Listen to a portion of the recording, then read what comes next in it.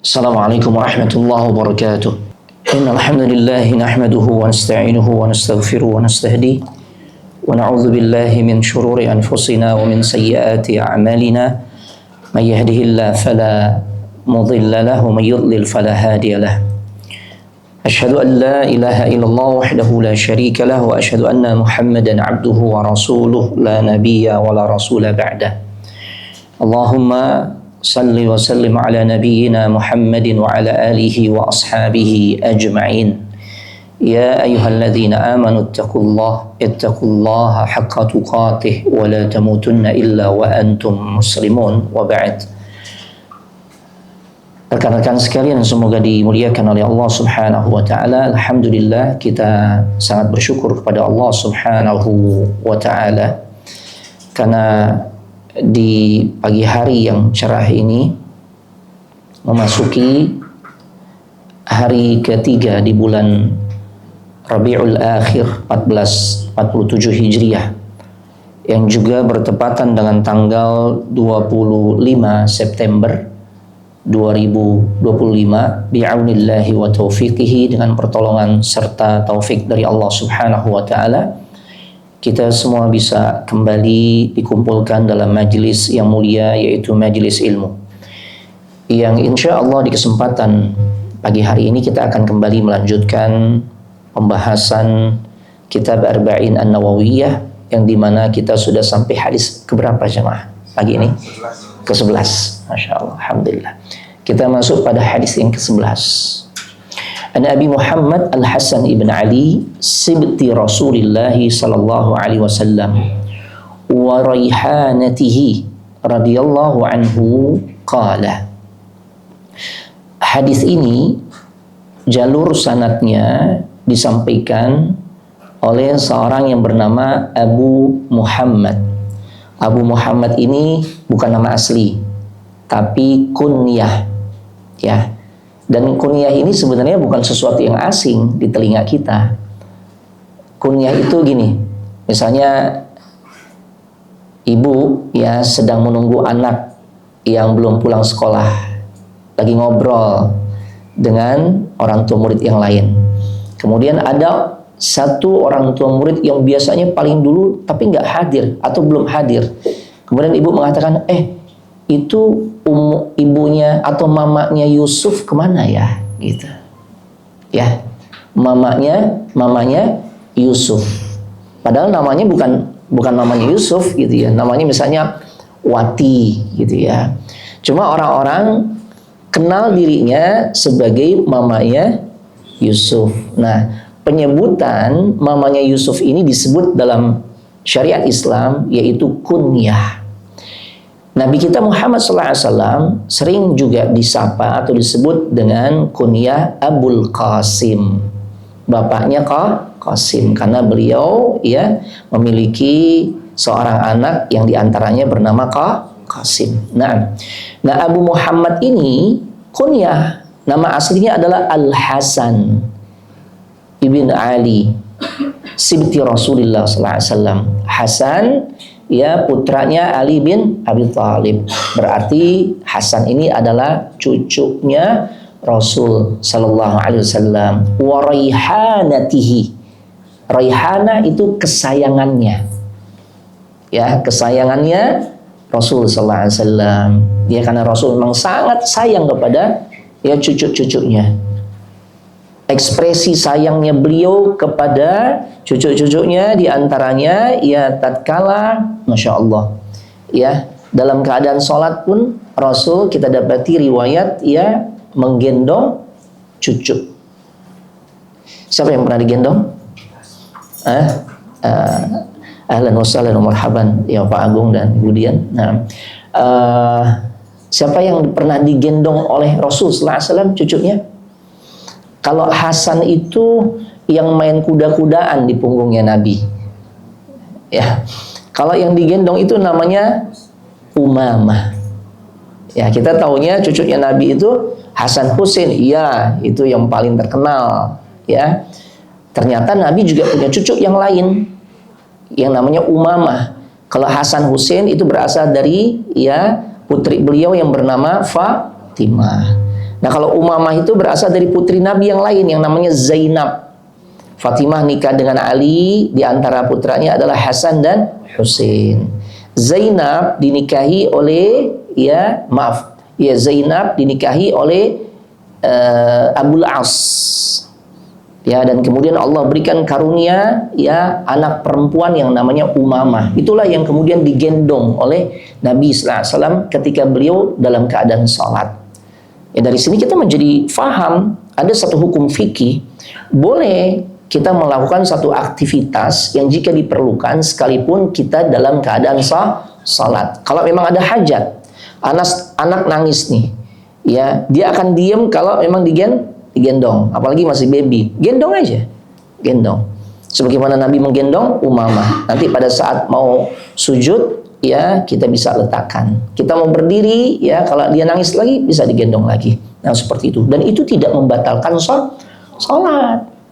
Ya, makanya ini menjadi satu landasan juga yang para ulama jadikan sebagai dasar atau dalil ketika ditanya, gimana wahai Syekh, ketika saya sedang sholat, saya lupa mematikan ringtone HP kita. Padahal saat kita lupa mematikan ringtone HP, udah gitu ada yang nelfon lagi. Ya Allah, ringtone dangdutan lagi. Ya Allah, ini mengganggu orang nggak? Mengganggu orang yang sedang sholat, pasti mengganggu. Nah, dalam kondisi seperti itu, apa yang saya harus lakukan? Ya, apakah saya harus membatalkan dulu, baru kemudian mematikannya, ya, atau men-silentnya, atau saya bisa dalam keadaan sholat, ya, men-silent HP tersebut, kita rubah menjadi mode getar dan seterusnya. Maka para ulama katakan boleh tanpa membatalkan sholat, ya, tanpa membatalkan sholat. Ustaz, masalahnya HP bukan di kantong, Ustaz, di tas yang ada di depan, ya, di depan saya nih. Tidak masalah, karena gerakannya masih kategori ringan, ya.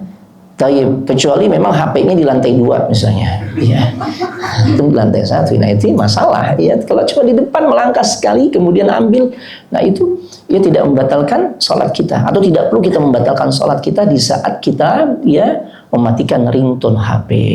Nah, Al-Hasan ibn Ali ini cucunya Nabi sallallahu alaihi wasallam, dan bahkan diungkapkan dengan istilah Raihanah. Raihanah itu kesayangan, cucu kesayangannya Nabi, ya, Hasan dan Husain. Nah, kemudian Al-Hasan berkata, qala hafiztu min Rasulillah sallallahu alaihi wasallam. Aku hafal banget tuh sabda Nabi sallallahu alaihi wasallam, apa yang diucapkan oleh sang kakek, yaitu Nabi sallallahu alaihi wasallam. Ya, yang kemudian pesan kakeknya ini, pesan Rasul sallallahu alaihi wasallam disampaikan oleh sang cucu. Ya, apa itu? Rasul sallallahu alaihi wasallam pernah mengatakan, da' ma yaribuk ila ma la yaribuk.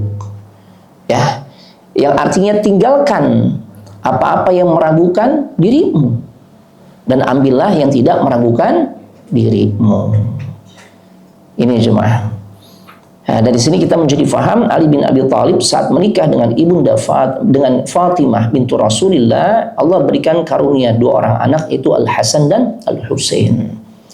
Ya, dua-duanya statusnya adalah cucu Rasul sallallahu alaihi wasallam, dan semua keturunan Rasul sallallahu alaihi wasallam yang ada hatta al-an, sampai hari ini, kata para ulama yang mengerti tentang nasab, ya, itu berasal dari mereka berdua, dari Hasan dan Husain. Ya. Taib. Nah, Al-Hasan dan Al-Husain dalam bahasa Arab disebut sibti atau sibtun. Ya, artinya cucu dari jalur anak perempuan. Ya.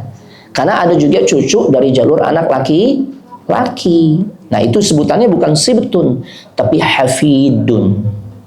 Ya, hafidun. Istilah-istilah ini memang detail, ya. Kalau dalam bahasa Arab itu bahasa yang sangat kaya akan kosakata. Bahkan ada pakar bahasa mengungkapkan, orang Arab suka sekali memberikan nama untuk anak laki-lakinya itu dengan nama Asad, singa. Dalam bahasa Arab, kata yang maknanya singa itu banyak bahkan bisa mencapai puluhan. Ya, di antaranya Haidar, Asad, Usamah, tuh banyak banget tuh. Padahal baru 3 ya. Tadi kata para ulama berapa? Puluhan. Anda nggak tahu sisanya ya. Ini tiga nama ini aja nih, kalau kita pernah dengar itu artinya sama, singa. Orang-orang Arab tuh suka sekali memberikan nama anak-anak laki-lakinya dengan nama-nama tersebut. Ya, Usama, Haidar, satu lagi siapa? Asad. Nah, Asad. Karena mereka berharap anak laki-lakinya itu jadi pemberani seperti sosok singa. Itu cuma. Maka kita lihat ya, aneh-aneh ya hobinya orang-orang Arab kan. Piaraannya apa? Singa gitu kan. Allahu Akbar. Nah, jemaah yang semoga dimuliakan oleh Allah Subhanahu wa taala, nanti kalau kita ngebahas tentang ilmu waris, nah itu ada yang disebut dengan sibt, ada yang disebut dengan hafid. Mana yang kategorinya dia merupakan ahli waris, ternyata yang masuk kategori atau kelompok hafid, cucu dari garis keturunan anak laki-laki. Nah, jemaah, kita nggak bahas tentang ilmu waris ya. Nah, karena ilmu waris itu panjang bahasannya, ya, dan pasti akan lama, ya. Karena mau bagi-bagi duit kalau urusan waris ya. Nah, Rasulullah SAW menyebutkan bahwasanya kedua cucunya ini adalah orang yang sangat mulia. Makanya Rasul pernah mengatakan Al-Hasan wal Husain sayyida syababi ahli jannah. Cucuku Hasan dan Husain, kata Nabi SAW, keduanya adalah pemimpin buat para pemuda di dalam surganya Allah Subhanahu wa taala. Allahu Akbar.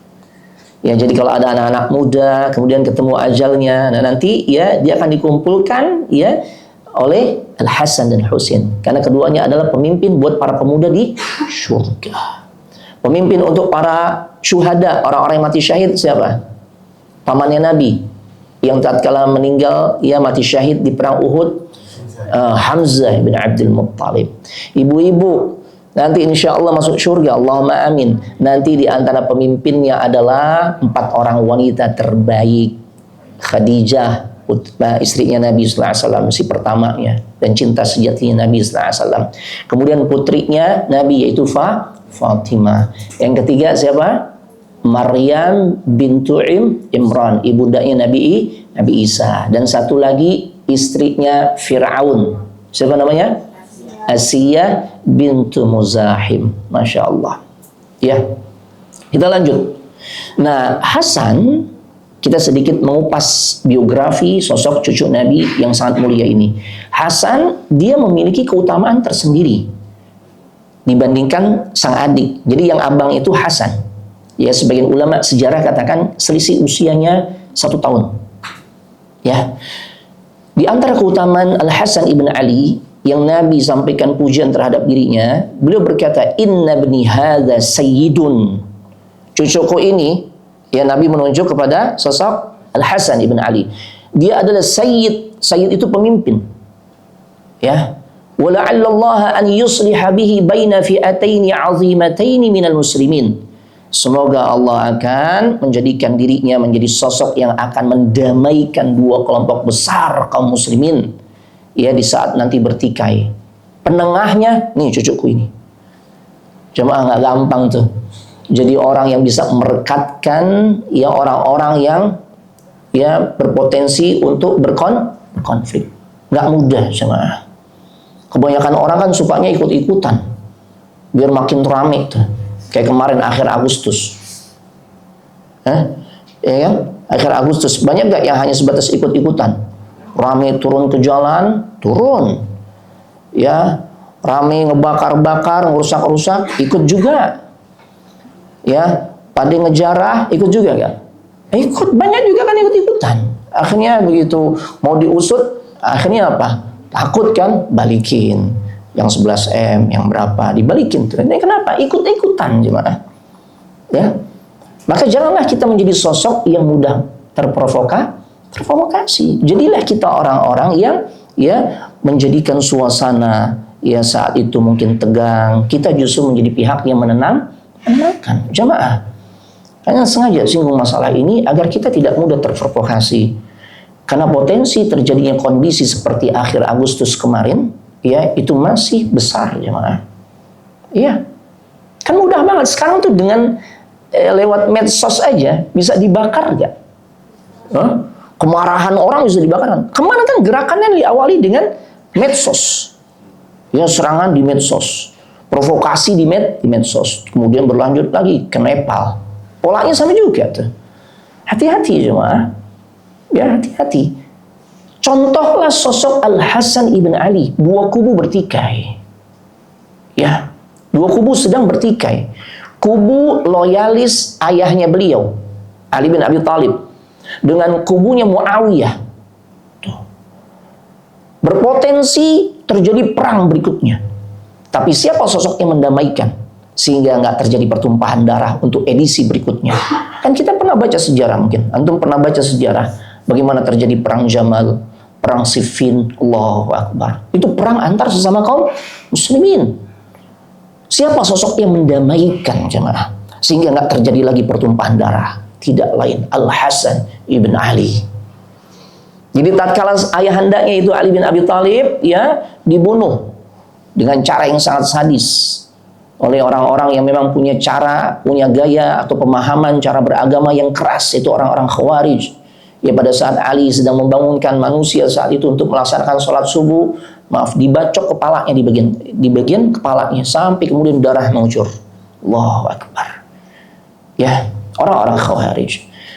Nah, kemudian ternyata perselisihan antara kubu Ali dan kubu Muawiyah berlanjut ketika kepemimpinan kaum muslimin jatuh ke putranya, yaitu Al-Hasan ibn Ali. Al-Hasan menggantikan ayahandanya. Ya, tayyib.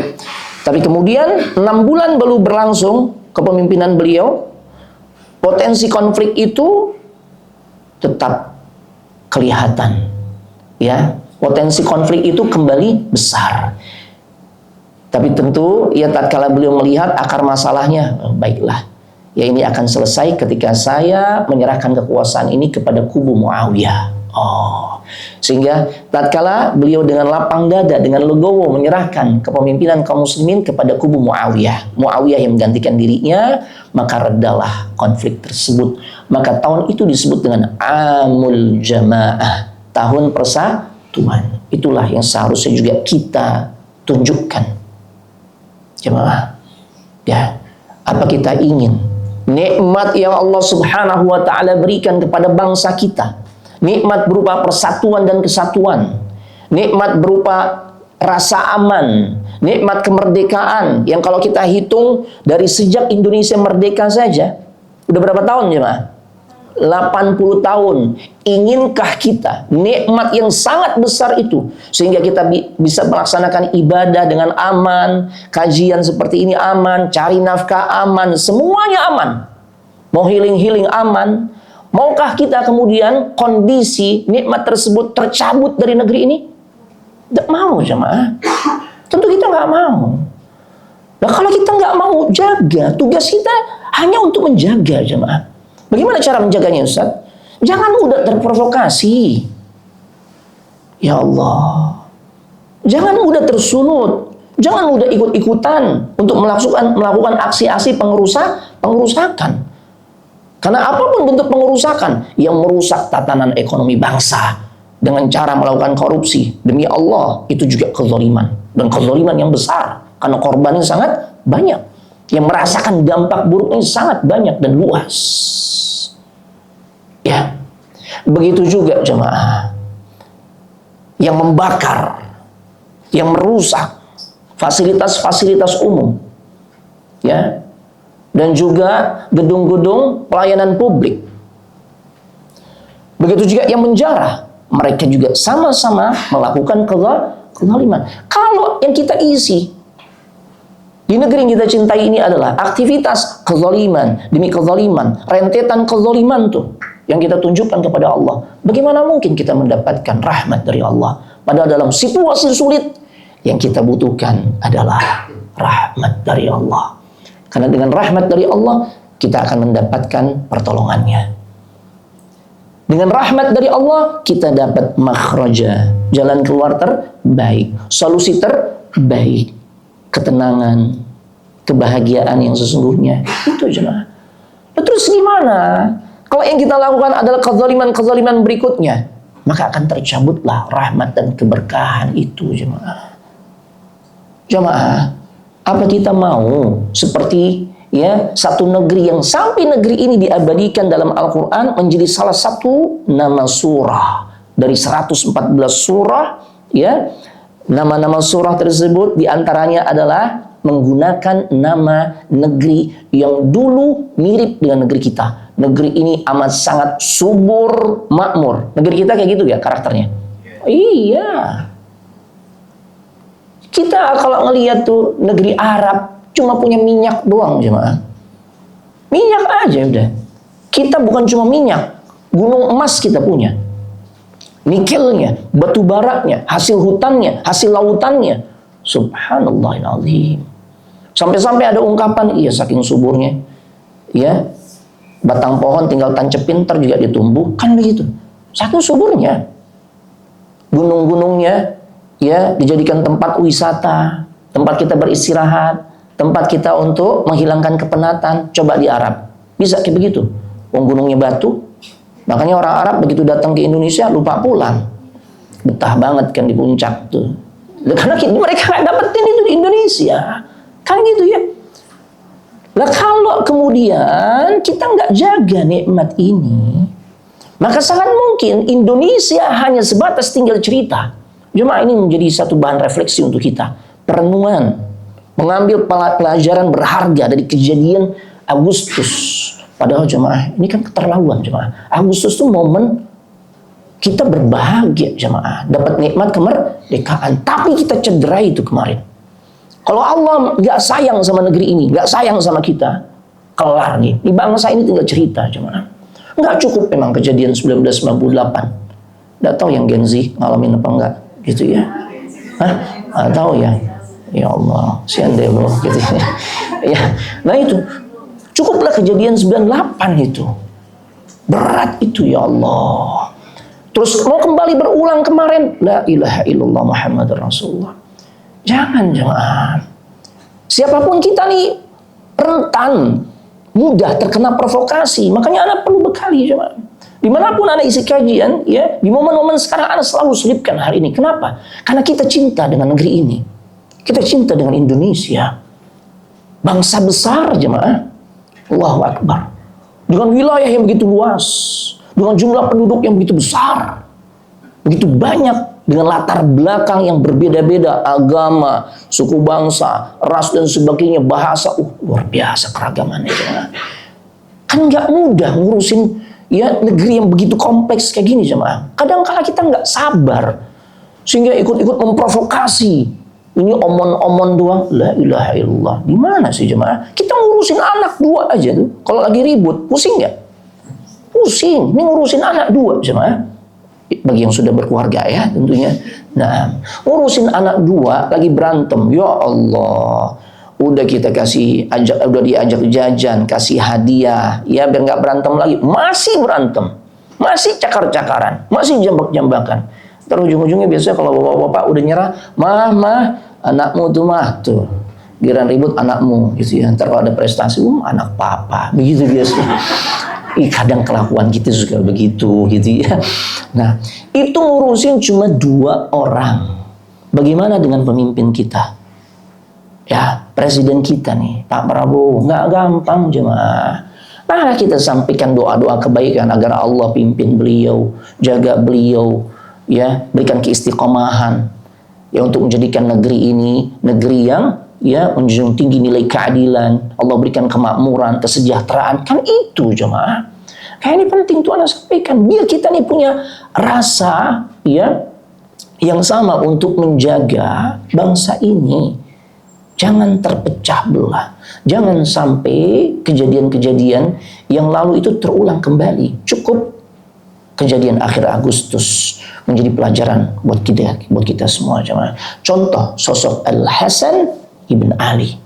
Beliau damaikan 2 kubu yang sedang bertikai. Puluhan ribu tuh di perang Jamal, perang Siffin meninggal jemaah. Perang saudara sama Muslim. Loh kan kemarin sama jemaah. Itu yang turun ke jalan Pekikannya apa? Allahu Akbar. Yang jaga keamanan, yang ditugaskan oleh negara untuk menjaga keamanan, pekikannya apa juga? Takbir. Loh, iya kan? Yang turun ke jalan, orang di rumahnya berdoa, ya Allah, semoga Allah berikan keselamatan untuk suamiku, untuk ayahku.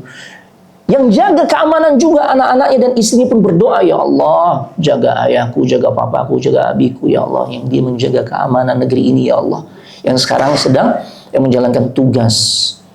Ya, Masya Allah, ini jemaah, jangan dong terprovokasi.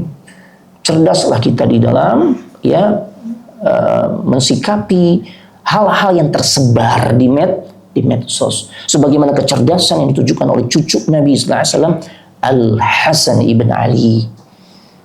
Ini jemaah, ini penting ya. Nah, agar negeri ini insya Allah senantiasa menjadi negeri yang diberkahi oleh Allah. Ya, jangan sampai seperti negeri Saba. Tuh. Ada kan surah Saba? Ada. Itu sebutan baldatun, thayyibatun, wa rabbun ghafur. Istilah ini kan sering kita dengar ya. Makanya antum bisa ngelanjutin tuh. Ya, karena kita sering kita dengar. Ya paling nggak saat kita nih upacara bendera di masa-masa sekolah dulu kan, ada sesi doa gitu ya. Masya Allah, yang berdoa itu biasanya nyampaikan semoga bangsa Indonesia dikaruniakan oleh Allah menjadi bangsa yang baldatun, thayyibatun, wa rabbun ghafur. Jemaah tahu gak? Istilah itu disematkan untuk negeri Saba, jemaah. Allah abadikan ya, kalimat tersebut ditujukan untuk negeri Saba yang dulu memang luar biasa. Baldatun thayyibah, negeri yang penuh kebaikan, subur, makmur, sejahtera. Saking suburnya orang-orang di masa lalu kalau ingin menikmati buah-buah yang sedang ranum-ranum yang lagi panen nih di masa panen, mereka nggak perlu manjat. Mereka cukup letakkan keranjang-keranjang buah di atas kepala, masuk ke kebun, ya masuk kebun yang pohonnya sedang berbuah, ya. Maka rontokan buahnya saja sudah memenuhi keranjang-keranjang yang mereka bawa. Ini saking luar biasanya jemaah. Tapi tatkala mereka ingkar, kan Allah sudah katakan la in syakartum la azidannakum wa la in kafartum inna azabi lasyadid. Jika kalian bersyukur, kalian rawat tuh nikmat persatuan, kesatuan, nikmat keamanan, nikmat kemerdekaan. Jaga bangsa ini, isi dengan hal-hal positif. Bukan justru perpecahan yang kita tunjukkan. Maka akan kau tambah, kata Allah, nikmatku. Tapi kalau sebaliknya, yang kita tunjukkan lagi-lagi aksi-aksi anarkisme, kezaliman demi kezaliman. Ya Allah, semua anak bangsa ini berlomba-lomba untuk melakukan kezaliman. Dari tingkat elitnya sampai rakyat biasanya. Gimana mau diberkahi? Berarti ini menunjukkan kekufuran. Apa kata Allah? Inna azabi lasyadid. Azabku pedih. Makanya Sabah tinggal cerita. Negeri yang luar biasa suburnya. Karena ada sumber air. Yang dimana saat itu para ulama tafsir menjelaskan. Ada satu bendungan. Ya, yang menjadi sumber air. Sehingga negeri itu menjadi amat sangat subur. Yaitu Saddul Ma'rib. Tapi karena kekufuran penduduknya. Jebol. Dan negeri itu menjadi negeri yang amat sangat kering kerontang. Dan akhirnya negeri itu menjadi tinggal cerita. Apa kita mau kayak begitu? Kan kita nggak mau jemaah. Ya.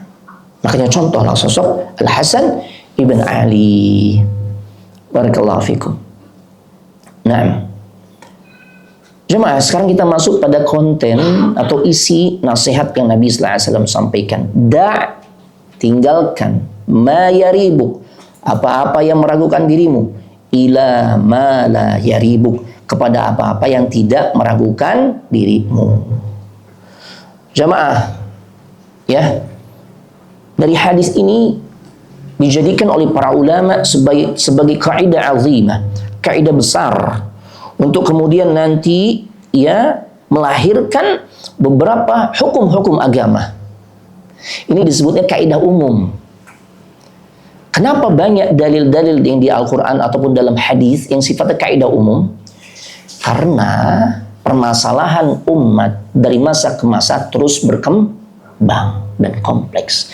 Dengan adanya kaidah umum itu, kita bisa jadikan pijakan. Kalau kaidah umum kan fleksibel nanti. Tuh, penjabarannya bisa menyesuaikan dengan situasi kondisi. Tentu dengan pertimbangan maslahat, madarat, bukan kayak seenak kita, enggak, itu juga salah. Nah, Nah, jemaah, da'ma yaribuk ila ma la yaribuk, tinggalkan apa yang meragukan dirimu kepada apa yang tidak meragukan dirimu. Ya. Nah, ini bisa ya kita ambil dari beberapa kasus. Ya. Contoh, di dalam urusan ibadah, agar kita bisa tenang menjalankan ibadah, tatkala kita diliputi oleh keraguan, maka terapkan hadis ini. Tinggalkan apa yang meragukan dirimu kepada yang tidak meragukan dirimu. Makanya dari hadis ini muncul kaidah besar yang disampaikan oleh para ulama. Apa itu? Al-yaqinu la yuzalu bisyak. Keyakinan itu tidak bisa dihilangkan dengan munculnya keraguan. Keren. Ulama kita tuh Masya Allah cerdas ya, memberikan panduan kepada kita, membimbing kita, sehingga kita bisa mengamalkan agama ini dengan baik dan benar. Nah, aplikasinya, penerapannya, contoh-contohnya, keyakinan nggak bisa dikalahkan dengan munculnya keraguan. Ini bermula dari hadis ini. Tinggalkan yang meragukan dirimu kepada yang tidak meragukan. Ya, contoh dalam perkara ibadah. Ya, kita yakin tadi sebelum berangkat ke masjid untuk sholat berjamaah sudah dalam keadaan berwudu. Yakin. Wudunya juga kita sampai ingat tuh. Oh iya, karena tadi toilet di rumah lagi dipakai, akhirnya ana wudu, ya ingat banget tadi di tempat cucian piring sampai ngangkat kaki gitu ya, kayak itu kan hal-hal lagi itu ingat ya. Nah, sampai masjid muncul keraguan, udah batal belum ya wudu? Tadi kentut apa enggak tuh? Jadi kentut kan membatalkan wudu ya? Iya kan? Batal gak ya wudu anak tuh? Yang yakin itu tadi ingat banget tuh, bahwasanya udah wudu, bahkan wudunya di mana tempatnya pun sampai diingat ya, di tempat cucian piring, sampai ngangkat kaki kan gitu ya, ingat banget tuh, kan yakin itu. Nah, yang ragunya apa tadi? Kentut, iya kan? Kan muncul keraguan nih, begitu masuk masjid, iya, muncul ragu, tadi kentut gak ya? Nah, yakinnya itu wudunya sudah berwudu, udah suci berarti kan, kalau udah wudu berarti udah suci. Yang ragunya itu adalah kentut. Nah, jangan sampai keraguan dari diri kita bahwasanya kita kentut itu menghilangkan keyakinan kita bahwasanya kita sudah berwudu. Anggap angin lalu. Jadi jangan dianggap tuh munculnya keraguan itu, tidak masalah, sudah teruskan aja. Karena kan yang yakinnya kita tuh udah wudu, suci, udah suci kita. Nah, yang ragunya adalah kentut apa enggak tuh. Maka yang kentut ini, kentut kan keraguannya nih, ini nggak bisa menghilangkan keyakinan kita bahwasanya kita sudah dalam keadaan suci. Tuh. Jadi pahami ya mana posisi yang yakinnya nih. Ya kalau kasus yang Anda bawakan kan yang yakinnya itu sucinya. Ya sampai ingat kan wudunya di tempat cucian piring. Tuh. Nah, kasus lain kebalikannya. Ya, kita ingat banget tuh, ya kelepasan gitu loh, kentut, gitu, iya, sampai kita ingat juga tuh, sampai ada yang jengkel juga teman, ya karena udah bunyinya kenceng, aromanya juga nggak enak kan gitu ya, akhirnya udah kentut ya, nah gitu kan, ya, kita sampai ingat tuh gimana muka orang yang nggak seneng tatkala kita kentut. Kan gitu ya, itu yakin tuh. Kita ingat tuh gimana tatapan sinisnya atau juteknya tatkala kita kentut. Nah, ingat kan? Itu yakin tuh. Sampai masjid muncul pertanyaan dalam hati dan ini keraguannya. Tapi gue udah wudu belum ya? Gitu kan. Nah, kasus yang kedua ini kan yakinnya itu apa tadi? Kentutnya sampai masih kebayang dijutekin sama teman-teman kan gitu kan. Nah, iya kan itu kan yakin tuh. Kita yakin. Ya, kentutnya tuh yakin. Artinya batalnya wudhu kita yakin. Nah, yang ragunya itu adalah apanya? Udah wudhu atau belum? Tuh. Maka kondisi kayak gitu kebalikannya, berarti kondisi kita belum wudu. Inilah penerapan kaidah tersebut. Da' ma yaribuk ila ma la yaribuk. Tinggalkan apa yang meragukan dirimu kepada apa yang tidak meragukan. Tuh. Kita lihat nih, kita telusuri. Yang yakinnya yang mana? Oh, yakinnya ini. Yakinnya ana wudu. Berarti ya hal-hal yang membatalkan wudu yang itu muncul dan memunculkan keraguan, tidak usah kita anggap. Karena keyakinan tidak bisa dihilangkan dengan adanya keraguan. Sholat, ya. Dan ini kita banget nih, ana dan antum semua. Sholat, ya Allah, berapa rakaat ya? Ya kan, reaksinya kan langsung kan, iya kan kita banget kan, benar kan? Langsung 2 rakaat, 3 rakaat ya. Tuh. Jemaah, kalau kondisi seperti ini 2 atau 3, maka kita ambil yang mana? 2, karena 3 pasti ragu. Kalau 2 ya yakin. Loh ya kan, jika choice-nya 2 atau 3 itu pasti muncul keraguan. Tapi kalau 2, oh iya, kalau 2 sih pasti deh, gitu kan. Cuma kalau 2, 3, 3 ini pasti yang ragu nih. Maka pilih atau yakini kita ini berada di rakaat kedua. Gitu ya. Nah, seperti itu. Misalnya kita sholat sendiri nih. Itu jemaah. Ya, 2 atau 3. Oh, ambil 2. Jika keraguan yang masih menyelimuti kita, tetap ambil 2, nanti tutup dengan sujud sahwi. Kata para ulama. Ya. Nah, ada kasus lain. Ini menyangkut bab salat. Keraguan ini juga muncul dalam urusan muamalah. Interaksi kita sama-sama yang berkaitan dengan harta milik orang lain. Gue utang ame lu 500.000 apa 7,5 sih, gitu kan. Nah, itu.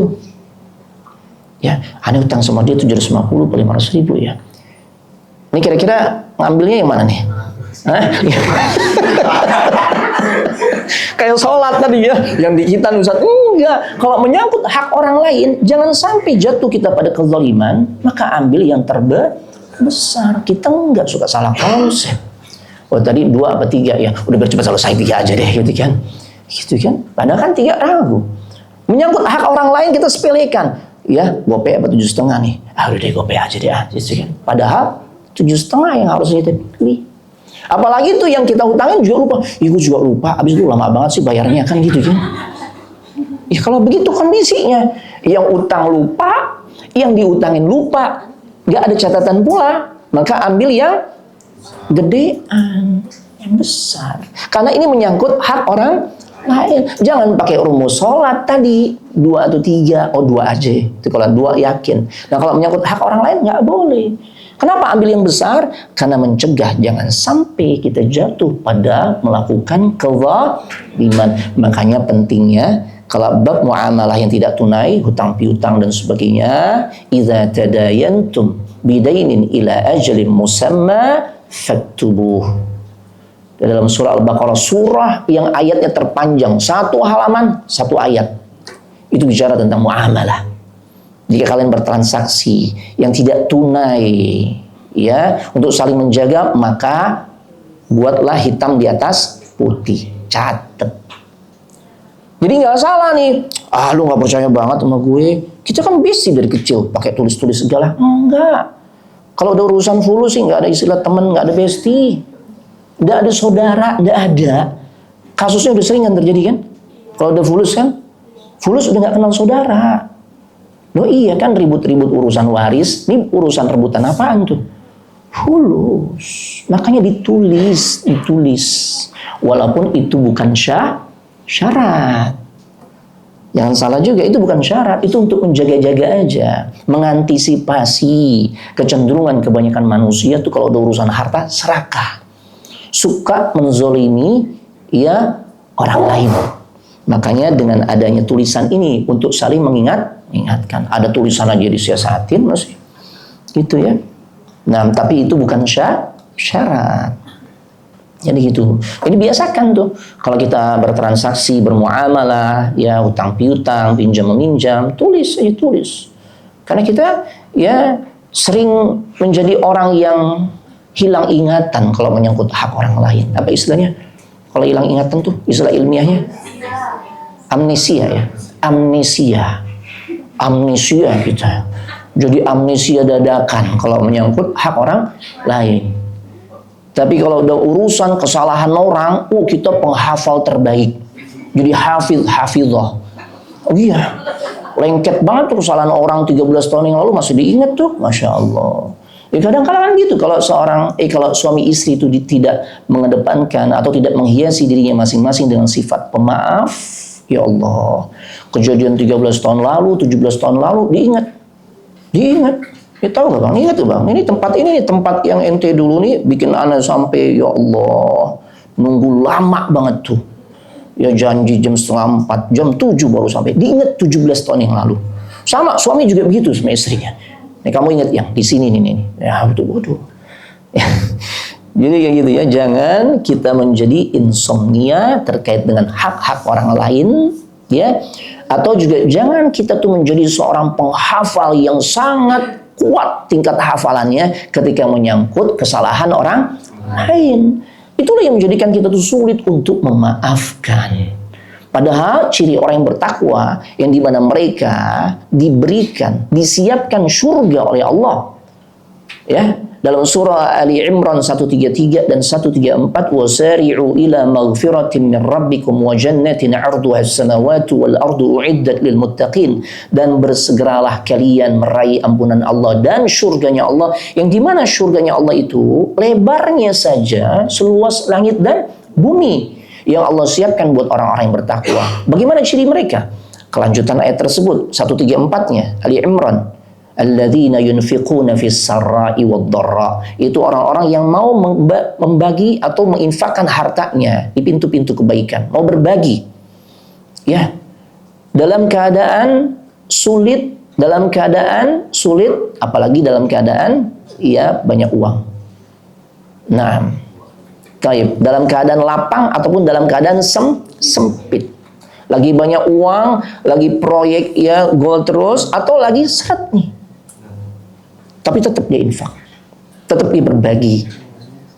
Ciri berikutnya wal kadhiminal ghaidh, mampu meredam amarah. Jemaah, tapi kalau kita tinjau dari sisi tafsir, kalau diterjemahkan kan cuma diungkap dan orang-orang yang meredam amarah, al-ghaidh. Padahal kalau yang kita belajar bahasa Arab, marah itu dalam bahasa Arab apa? Ghadiba, yaghdabu.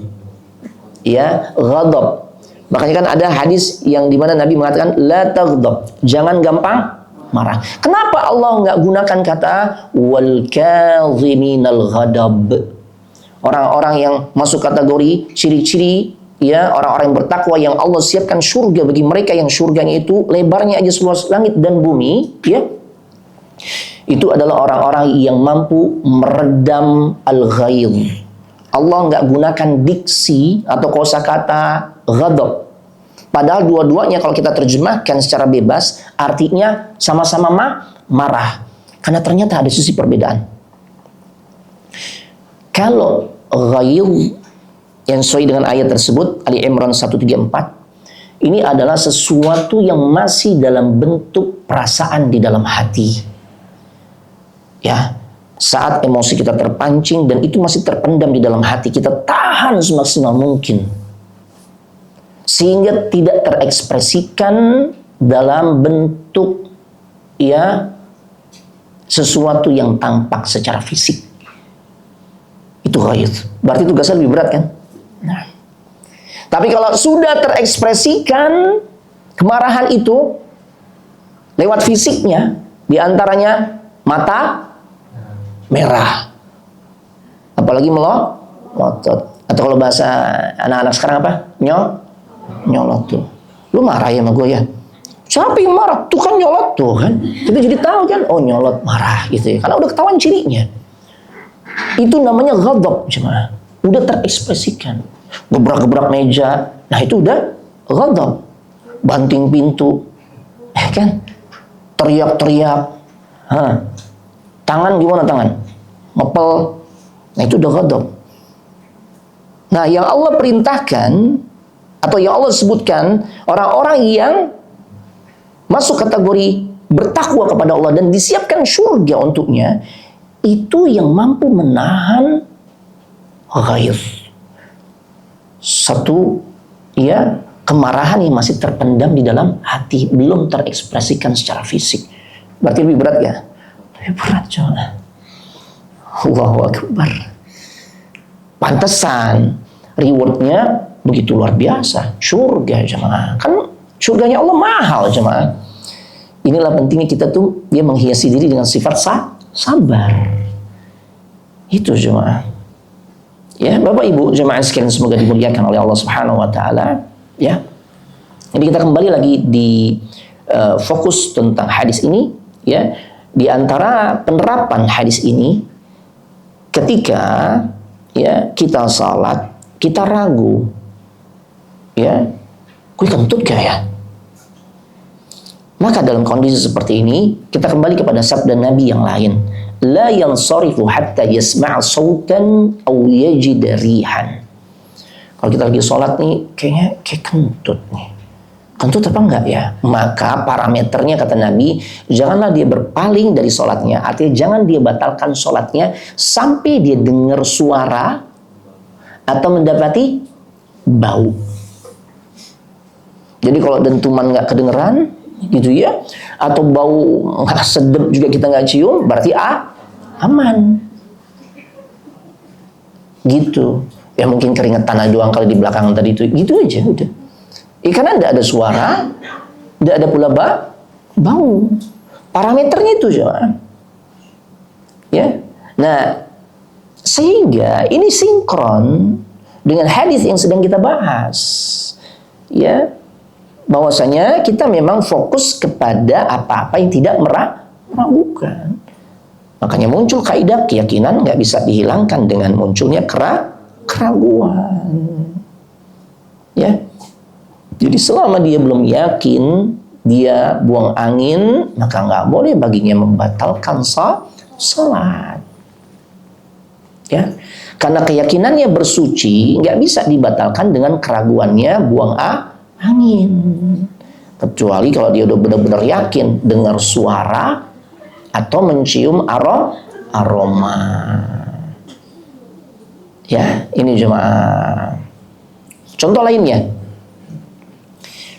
yang umrah,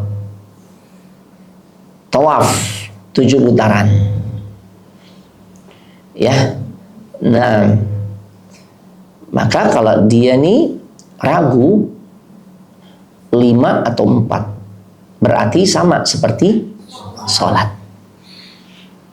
Ya, jangan ambil yang simpel-simpelnya. Ya kan di agama kita disuruh yang mempermudah, Ustaz. Enggak, itu salah kaidah.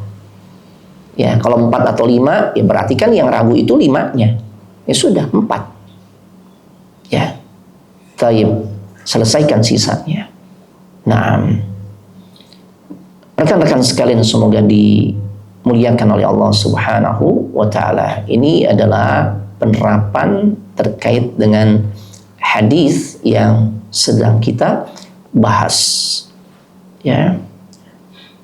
Jangan dibolak-balik terkait dengan konsep penerapannya. Jadi kalau bicara tentang muamalah kita kepada orang lain yang berkaitan dengan hak-hak orang lain, maka yang kita ambil justru adalah yang lebih besar, jemaah. Untuk menghindari ya terjadinya kezaliman yang kita lakukan terhadap hak-hak orang lain. Seperti tadi konsep contoh ya, utang ana 500.000 atau 750.000, dua-duanya pada lupa, tidak ada catatan pula, ya sudah, udahlah 750.000, kayak gitu. Tapi kalau bicara tentang ibadah, ya yang jumlah rakaatnya, jumlah putarannya, ya kita ragu nih, ya maka ambil yang terkecil. Karena kita ambil yang terkecil berarti otomatis itulah yang pasti meyakinkan kita dibandingkan kita mengambil yang lebih besar. Pasti kita akan terus diliputi dengan keraguan. Padahal keraguan tidak bisa menghilangkan keyakinan. Ya.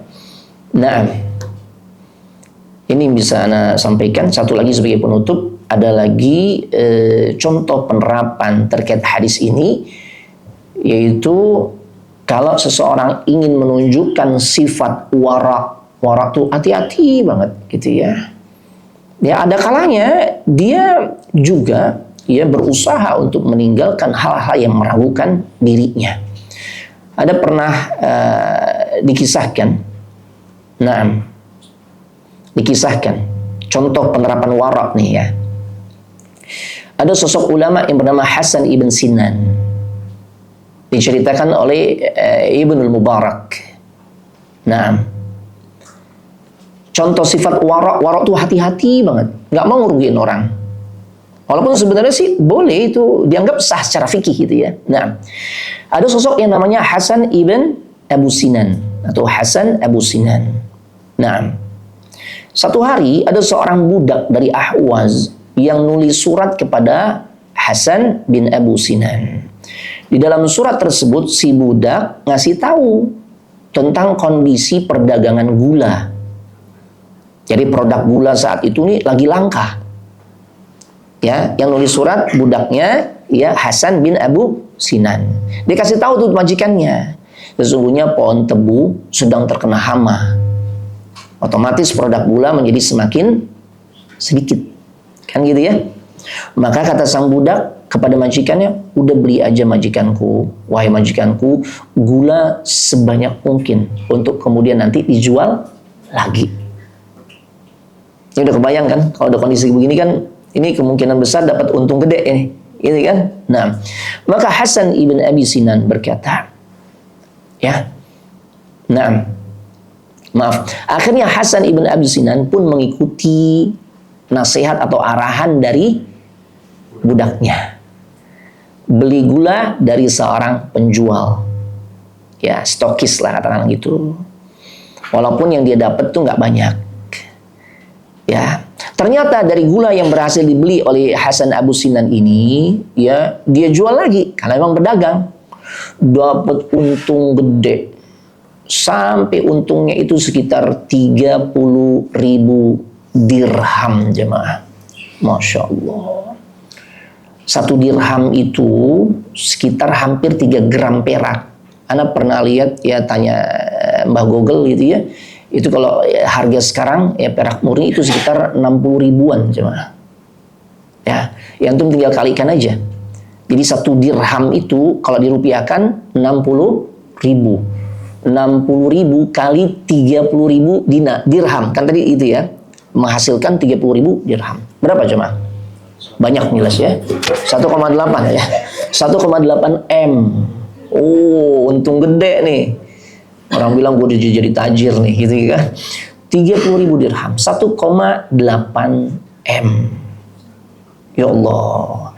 Tapi hatinya muncul keraguan dengan perolehan keuntungan yang begitu fantastis. Kalau kita yang ngalamin gitu gimana?